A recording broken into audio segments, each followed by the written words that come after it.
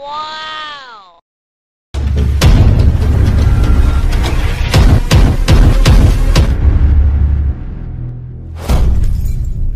Hello mga bebs, so welcome back again to my YouTube channel at ngayon po nandito na tayo sa huling part ng ating adventure dito sa Plitvice National Park. Plitvice Lake National Park, ayon to be exact. Sa part na to ay paalis na kami dito sa may pahingahan. Hindi ko alam kung pahingahan niya. Hindi naman po siya matatawag na cottages kasi nga wala namang swimming dyan, wala namang paliguan.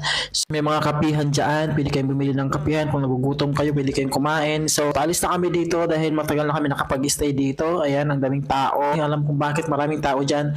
Kasi ang daming nag-aantay dyan na sumakay ng boat para makapunta dun sa kabilang ibayo para mas makita pa yung mga mas magagandang mga view na talaga namang kamangha-manghang mga view.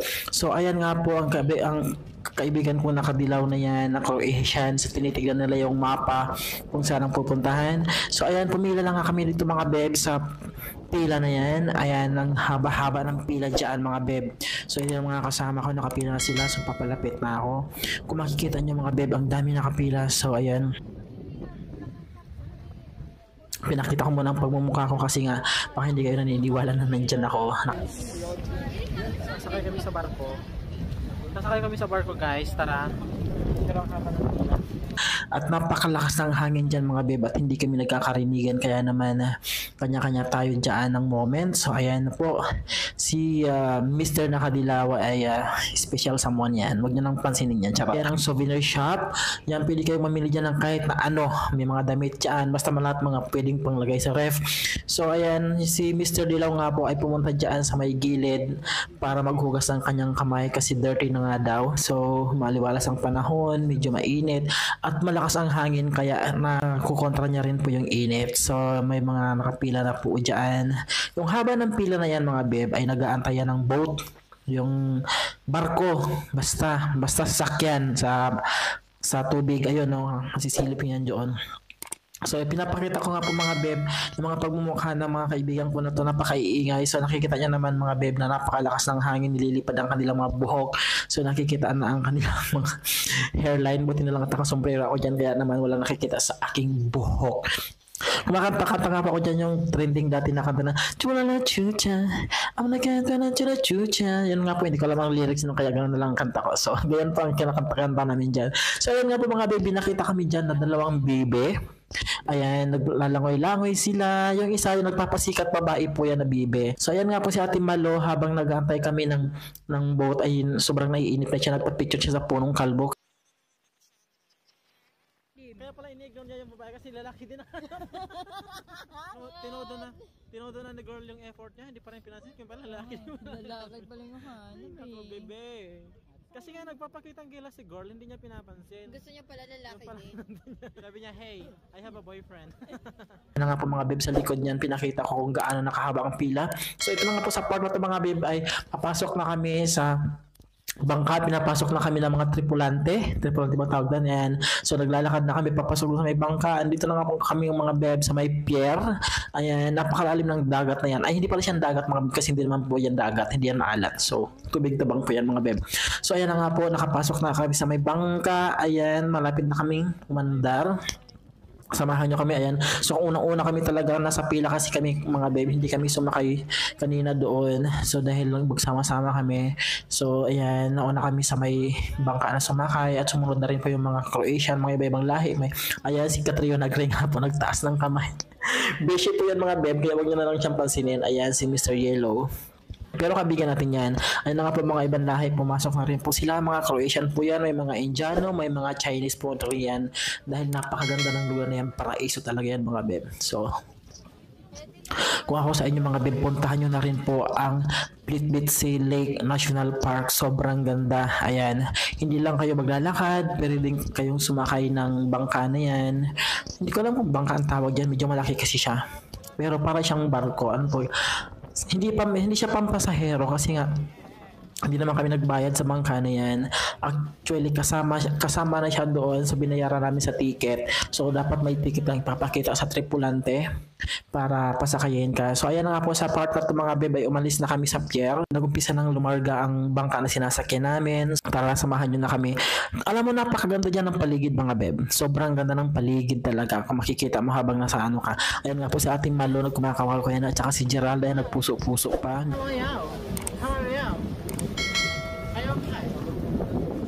What? What? I'm okay. You feel hungry? I'm starving. I'm starving. You're starving. Well, I'm starfish. I told you jellyfish. Exactly. We're traveling now to the land of promise. Promised land. Promised land. Promise that. Ay talaga ako. You know what's food up?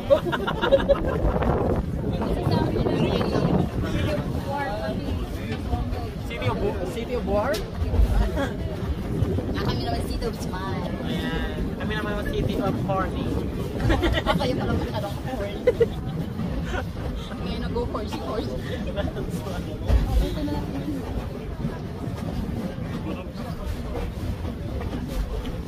So ayan nga po mga bebe, nakasalubong kaming bangka na papunta doon sa pinanggalingan namin at ay yung mga nakasakay doon ay kinakawayan kami kasi hindi nila sa makita dahil medyo malayo sa amin. So nagmo-moment talaga kami dito mga bebe habang nasa loob kami ng bangka kasi sobrang saya dahil sobrang ganda ng paligid. Ang sarap talagang panuorin ng paligid. Ayan, tingnan mo.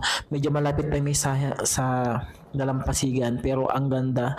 Malalim daw yan dyan. Sobrang lalim. Pero bawal kasing maligo yan dyan mga beb. Kaya walang nangingisda, walang naliligo. So ayan, medyo malapit na kami beb sa aming pupuntahan. Nakikita ko na po ang dalampasigan. Dalampasigan ba? Andiyan nakikita ko na nga vibe.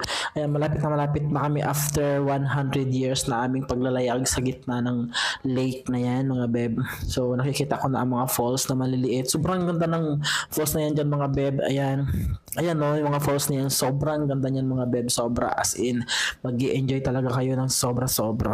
Pag daong nyo pa lang dyan, may makikita nyo ang mga maliliit na falls na yan na dumadali ng mga tubig niyan. Ay wow talaga. Ayan, meron nga pong mga naunang bangka sa amin mga beb. Galing din po yan sa ibang ibayo. At pumunta na nga po sa harapan ng tripulante dahil malapit na kaming dumaong. Siyempre kailangan nilang mag-abang para hindi kami bumangga sa may pier. Pababa na kami ng mga time na yun dyan mga beb. So ayan na nga po at nagsibabaan na yun sa kabilang bangka at mag-uumpisa na silang mag-explore. Sobrang ganyan yan dyan mga beb kaya huwag kayong bibitaw. Panoorin nyo ito hanggang dulo mga beb dahil mamamangha talaga kayo. Baka sabihin nyo ay pupunta kami dyan bukas na bukas din para mag-explore din kami dyan sa may lugar na yan. So ayan na nga po mga beb, tinali na ng tripulante ang bangkang sinakyan namin dyan sa may pier para makababa na kami. Ayan nga, nagsinyas na siya na sabi niya baba na. So kaya naman bumaba na kami. Ayan po si kuya na may dalang Scooby-Doo. So ayan po ang taas ng mga puno. So ayan, nakababa na kami mga bebe.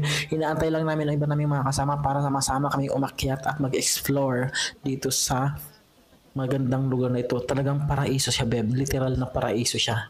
It's a paradise. Sabi nga ng ibang lahi, it's a heaven place. Like a heaven, yes. Okay, so mga beb, tara na. Utakit na kami ng hagdanan. Pero sobrang dami ng tao, mga beb, nagsisiksikan kami dyan sa may hagdanan. Pero kiber lang, para lang makaakyat, diba? O ayan, pinapakita ko na nga dyan mga beb, tignan nyo naman yung mga tubig na yan. Hindi ko alam kung saan sila nanggagaling yung mga tubig niyan at tuloy-tuloy lang ang agos nila pero ang ganda ang tunog nila mga babe, sobrang relaxing talaga ang tunog ng tubig dyan.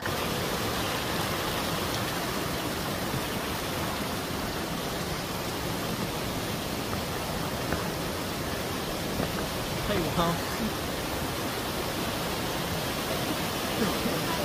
So ayun na nga po mga beb, hanggang dito na lang po ang ating pamamasyal dito sa Plitvice Lake National Park. So hanggang dito na lang po mga beb ang ating video dahil hindi ko na nga po na-videohan ng mas mahaba pa kasi nga nag-live ako dyan sa YouTube.